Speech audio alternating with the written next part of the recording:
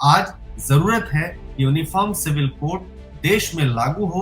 UCC में civil और code का मतलब क्या है और क्या ये बेसिक फ्रीडम के खिलाफ है? विवाह, तलाक, उत्तराधिकार, गोद लेने, भरण पोषण, ये सब मामलों में महिलाओं को समान अधिकार और दर्जा प्रदान करेगा।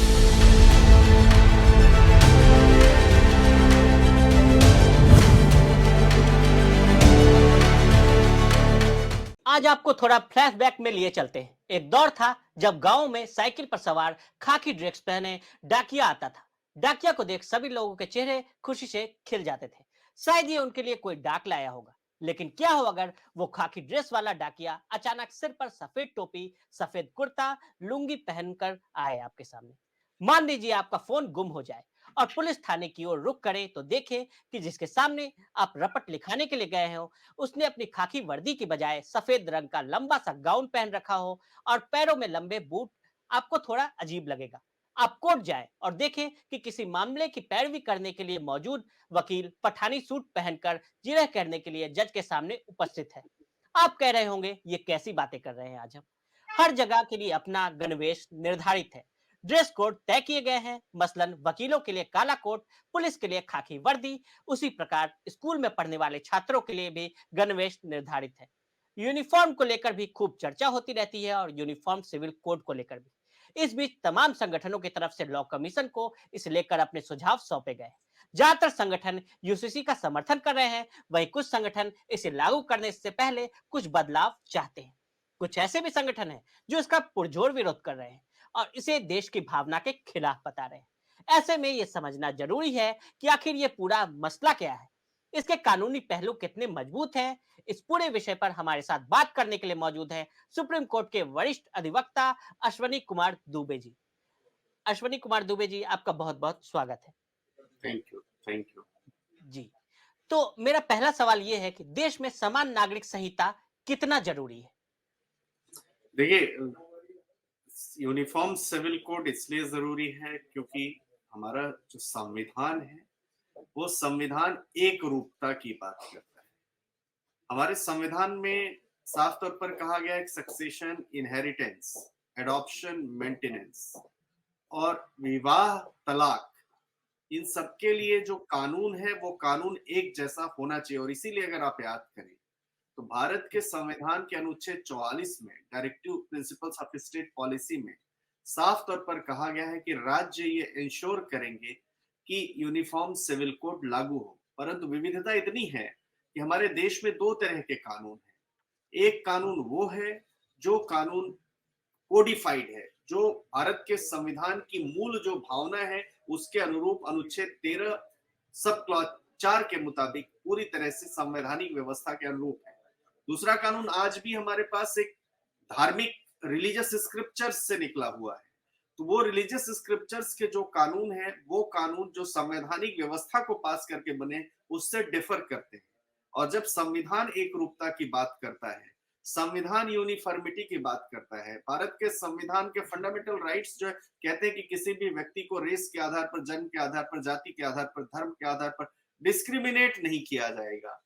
तमाम जो है जो अवसर हैं वो अवसर मिलेंगे ऐसे। और सिविल राइट्स और क्रिमिनल राइट्स जो है, अगर क्रिमिनल राइट्स की बात करें, क्रिमिनल लॉज की बात करें तो वो एक तरह से लागू होते हैं। तो इसीलिए यूनिफॉर्म सिविल कोड या इंडियन सिविल कोड, जिसको हम कहते हैं, जो इंडियन पीनल कोड की लाइन पर या भारतीय न्याय संहिता की लाइन पर जो कंट्री और सोसाइटी को बहुत सारे कॉम्प्लेक्स और आउटडेटेड लॉज हैं उन सब से हटाकर एक बेहतर यूनिफॉर्म लॉ देगा, एक जैसा कानून होगा जो महिलाओं की समृद्धि की बात करेगा, देश के नागरिकों की सुरक्षा सुनिश्चित करेगा, देश के नागरिकों को, देश की महिलाओं को तमाम संपत्ति में अधिकार देने की बात करेगा, उनको मेंटेनेंस देने की बात करेगा, एडॉप्शन के राइट्स होंगे, इनहेरिटेंस के राइट होंगे, सक्सेशन के राइट होंगे।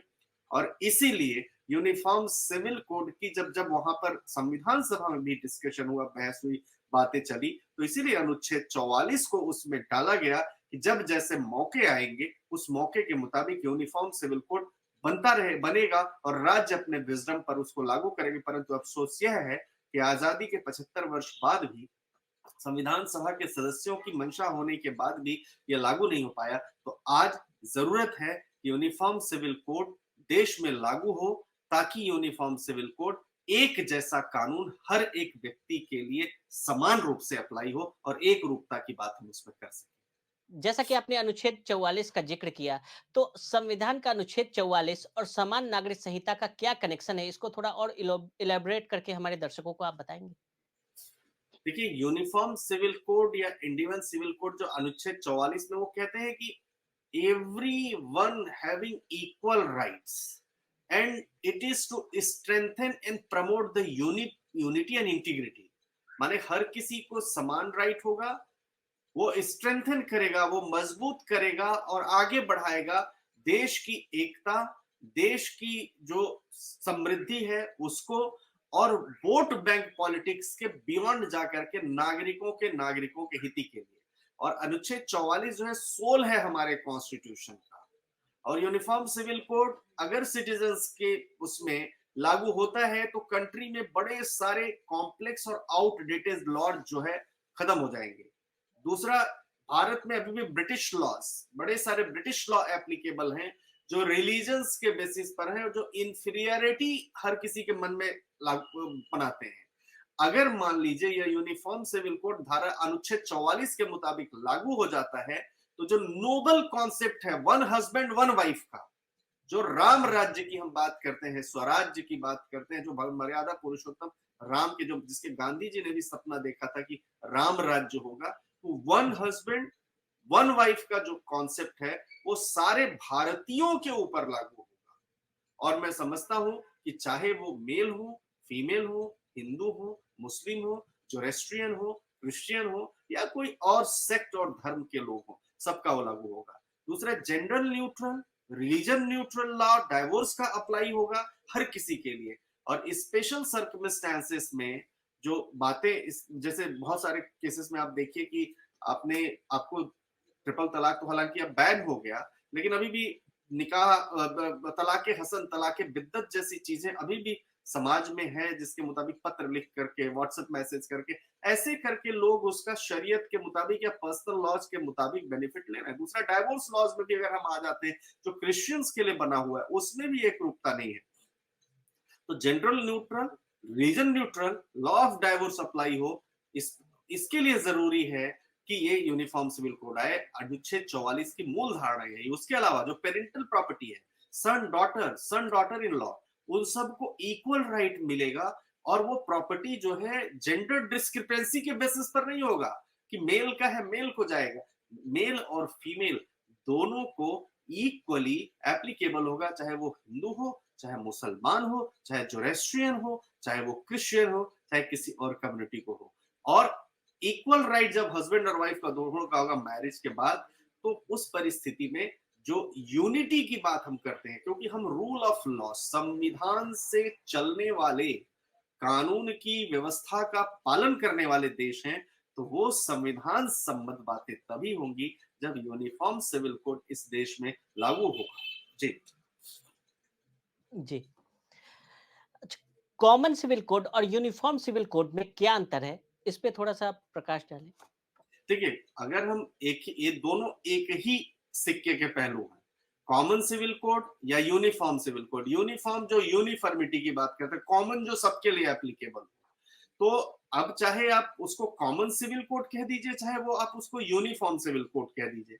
गोवा एक ऐसा शाइनिंग एग्जाम्पल है हमारे देश का, जहां पर पिछले 3 दशक से भी ज्यादा समय से बड़े successfully uniform civil code true letter और स्पिरिट में प्रैक्टिस हो रहा है। और इसीलिए सुप्रीम कोर्ट ने समय समय पर तमाम बातें कहते हुए कहा कि एक यूनिफॉर्म सिविल कोड अगर हमारे देश में लागू होगा तो समान पहचान और अपनेपन की भावना पैदा करके राष्ट्रीय एकता, धर्मनिरपेक्षता को बढ़ावा देगा।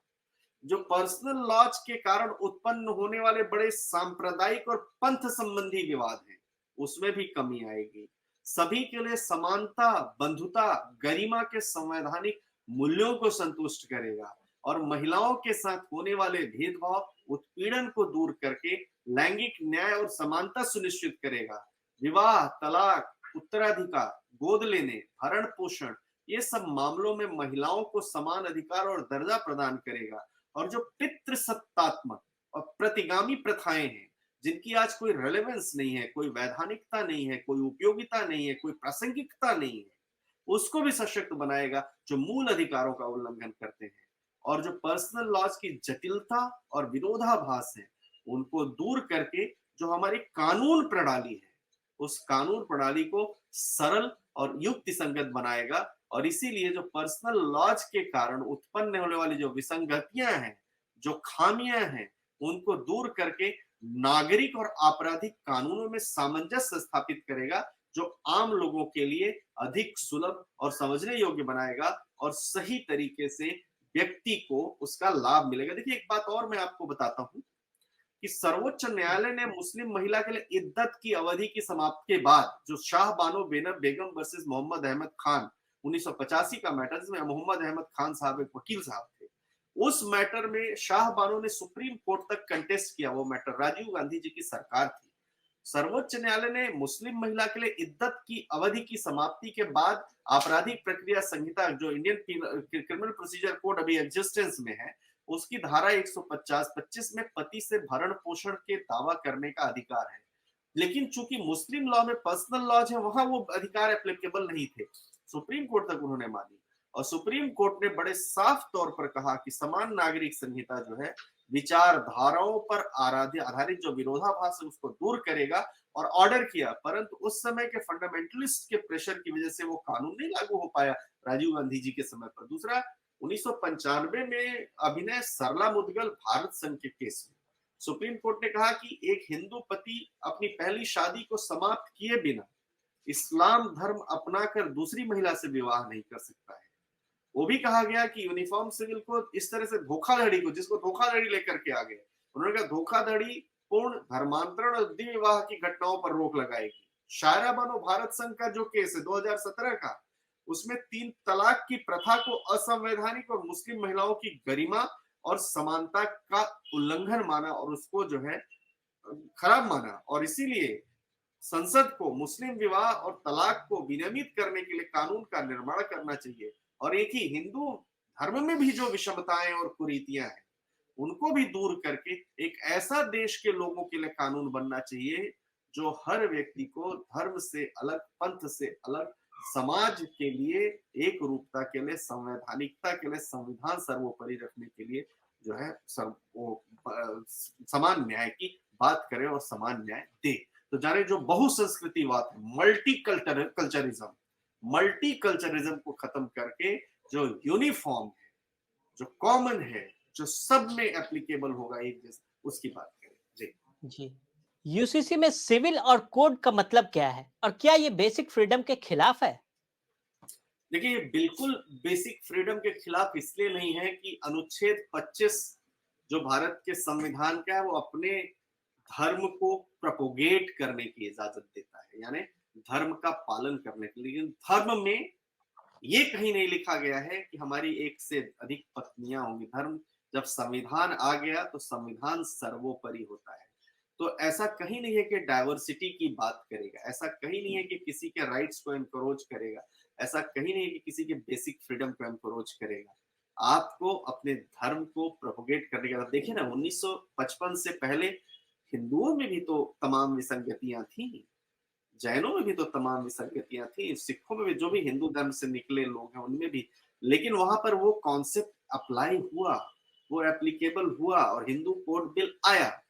तो हिंदू कोड बिल आया, उसके बाद समाज सुधार। फिर देखिए, protection of women from domestic violence act भी आया। तो एक तरफ एक फाइनेस्ट लॉ एक विश्व धर्म के मानने वाले लोगों के लिए, और उसी तरह दूसरी तरफ रिलीजियस स्क्रिप्चर्स के बेसिस पर जो धार्मिक आधार पर लागू किया हुआ लॉ है, जिसमें कानून नहीं है, कुछ लोग बैठ करके डिसाइड करते हैं, विरोधाभास तो होगा। ये बिल्कुल मैं समझता हूं कि देश की यूनिटी के लिए ये कानून जरूरी है और यूनिफॉर्म सिविल कोड इसीलिए सरकारों को अतिशीघ्र देश में लागू करना चाहिए। जी,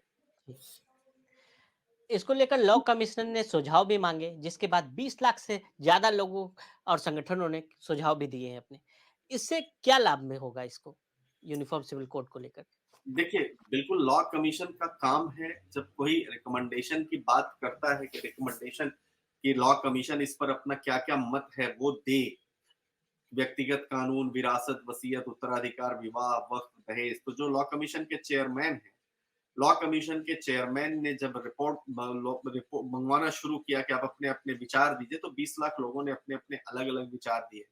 तो विभिन्न समुदायों के लोगों ने हर तरह से कहा, और अनुच्छेद 44 जो कहता है कि राज्य नागरिकों के लिए, माने राज्य की ड्यूटी है कि राज्य नागरिकों के लिए भारत के पूरे क्षेत्र में एक समान नागरिक संहिता सुरक्षित करने का प्रयास करेगा। और हम चूंकि डेमोक्रेसी में है, तो डेमोक्रेसी में कोई भी कानून बनाने से पहले जनता की इच्छा, जनता के मुद्दे, जनता क्या सोचती है मनाया जाए। तो इसीलिए 20 लाख जो सुझाव हैं वो लॉ कमीशन के पास गए, और उसमें से, उन सुझावों में से जो इंपॉर्टेंट होगा वो देखते हुए लॉ कमीशन के रिकमेंडेशन आएगी।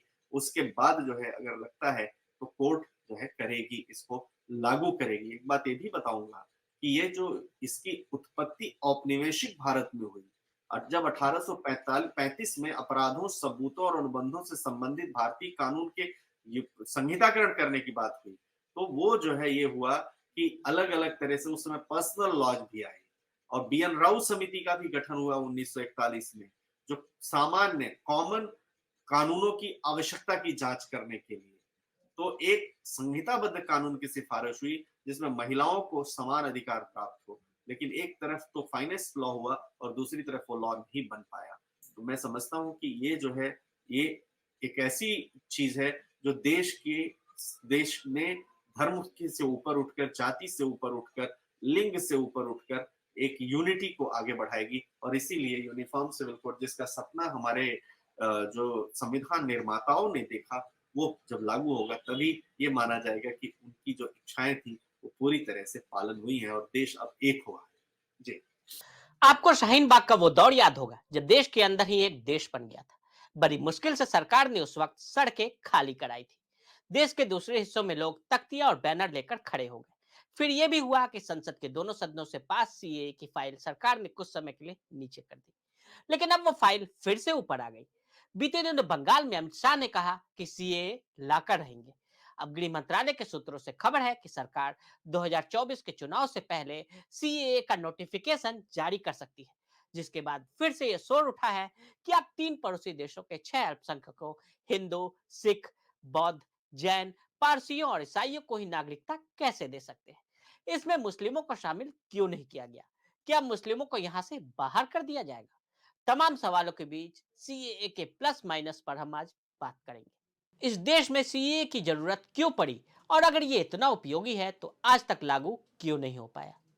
देखिए, जब सीए का मतलब यह है कि हिंदू, ईसाई, बौद्ध, जैन, सिख और पारसी प्रवासी जो मुस्लिम बहुल देशों पाकिस्तान, अफगानिस्तान और बांग्लादेश से 31 दिसंबर 2014 तक या उससे पहले अवैध रूप से, यानी बिना वीजा के भारत में प्रवेश कर चुके हैं, 5 साल तक देश में रहे हैं, भारतीय नागरिकता के लिए आवेदन करने के पात्र हैं, तो इसीलिए ये जो है 3 देशों तक इसलिए सीमित है कि उन 3 देशों में जो माइनॉरिटी है, रिलीजियसली परसिक्यूटेड माइनॉरिटी, और रिलीजियसली परसिक्यूटेड माइनॉरिटी हिंदू, ईसाई, बौद्ध, जैन, सिख और पारसी हैं। आपने अफगानिस्तान में जब तालिबान रूल हुआ तो आपने देखा कि किस तरीके से वहां पर एक विशेष धर्म के लोगों को छोड़कर बाकी किसी को रहने नहीं दिया जा रहा है, सबको मार के भगाया गया।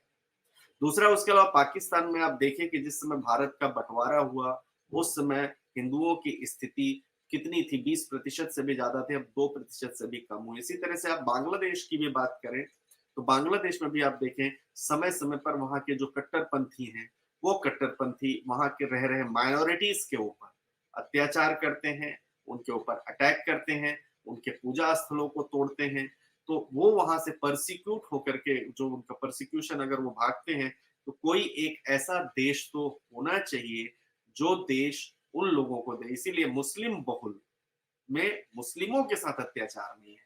इसलिए ये बिल्कुल मैं नहीं कहूंगा कि ये किसी तरह से जो है संविधान की धारा की भावना के खिलाफ, क्योंकि उन देशों में जहां इस्लामिक गणराज्य है, तो उन इस्लामिक गणराज्यों में इस्लाम धर्म का पालन करने वाले लोगों के साथ कैसे जो है ब्रुटैलिटी हो सकती है? वहां तो ब्रुटैलिटी होगी जो नॉन इस्लामिक लोग हैं।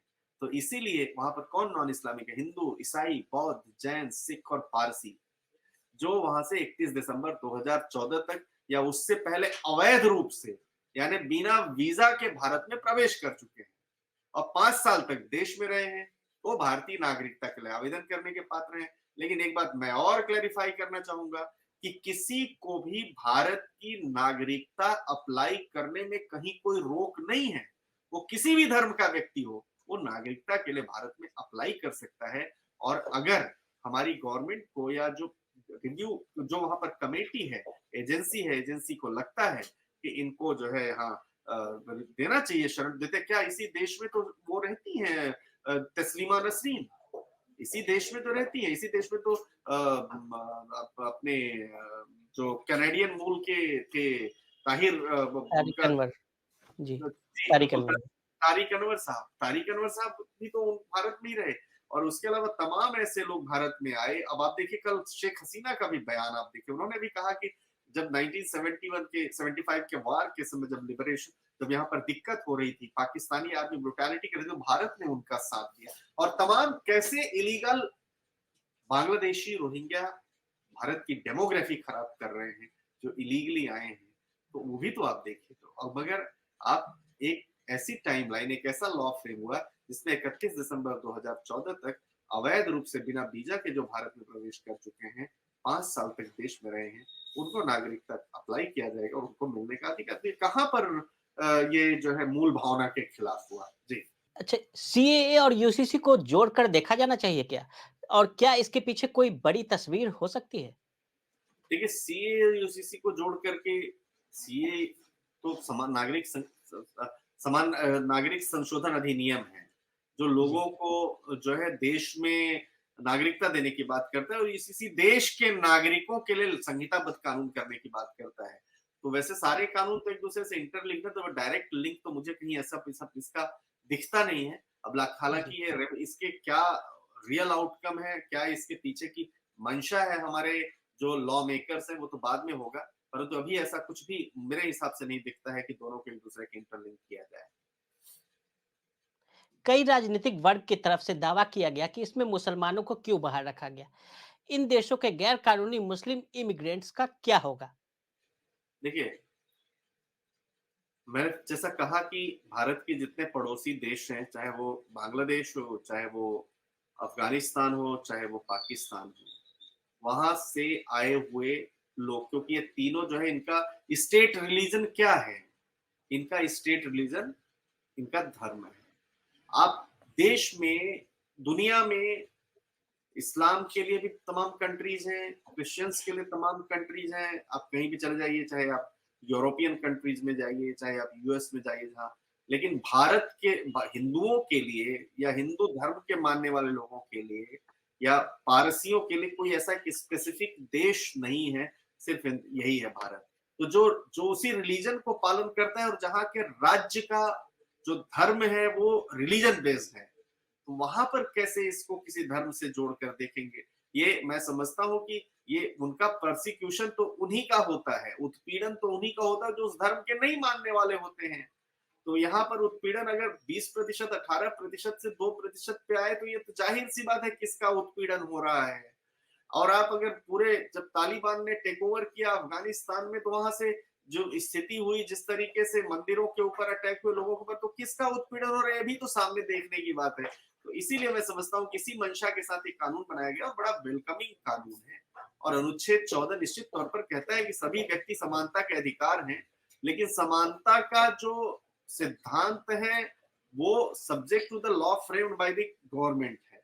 और मैं समझता हूँ कि जो समानता का अधिकार है वो संवैधानिक निश्चित तौर पर है, लेकिन तमाम ऐसी जजमेंट्स भी हैं जो ये भी कहती हैं कि ये जो समानता का अधिकार है भारत के रहने वाले लोगों के लिए। और जब गवर्नमेंट ने लॉ पास किया है कि हमें जो है इस समय तक के लिए ये लोग जो है नागरिकता ले सकते हैं। अच्छा, नागरिकता लेने का कानून है। जो भ्रांतियां फैलाई जा रही है कि नागरिकता छोड़ना पड़ेगा, ऐसा नहीं। ये नागरिकता के आवेदन करने का, लेने का, बहुत सारे ऐसे भी लोग हैं इस जो अप्लाई कर सकते हैं वीजा के लिए, जो रह सकते हैं, और बहुत सारे लोग रह भी रहे हैं इसी देश में। तो वो देखिए, ये मैं समझता हूँ कि पॉलिटिकल गिमिक है, डेमोक्रेसी है, और डेमोक्रेसी में राजनीतिक बातें चलती रहती हैं। अब बाकी हमारे जो कानून निर्माता है वो बड़े ही विजडम वाले लोग हैं, और उसके ऊपर सबसे ऊपर सुप्रीम कोर्ट है। सुप्रीम कोर्ट उन कानूनों की वैधानिकता को चेक भी करता है समय समय पर। जी। जी। असदुद्दीन ओवैसी कहते हैं कि ये सीएए संविधान विरोधी है। कांग्रेस के नेता सवाल उठा रहे हैं कि पंथ निरपेक्ष मुल्क में धर्म टेरिटोरियल या नॉन टेरिटोरियल नागरिकता का आधार कैसे बन सकता है?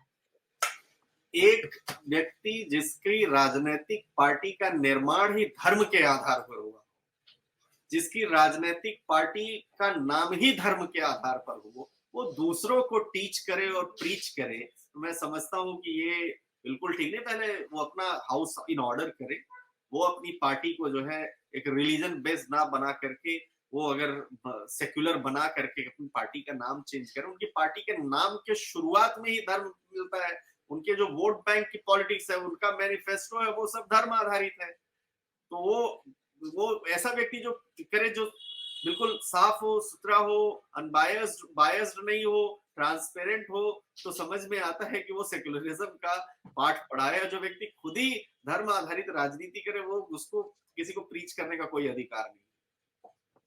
जी। अक्सर हमने देखा है कि अच्छे नागरिक सरोकार से जुड़े कानूनों को लागू करने में कभी-कभी कोर्ट की तरफ से कई तरह के अवरोध रूपी चुनौती सामने आते हैं। कृषि कानून को वापस लेना पड़ा, हाल में ट्रक ड्राइवरों की हड़ताल। हर बार कोर्ट का सहारा मिलने से आंदोलनकारी और प्रबल होंगे, वो प्रशासन दुर्बल।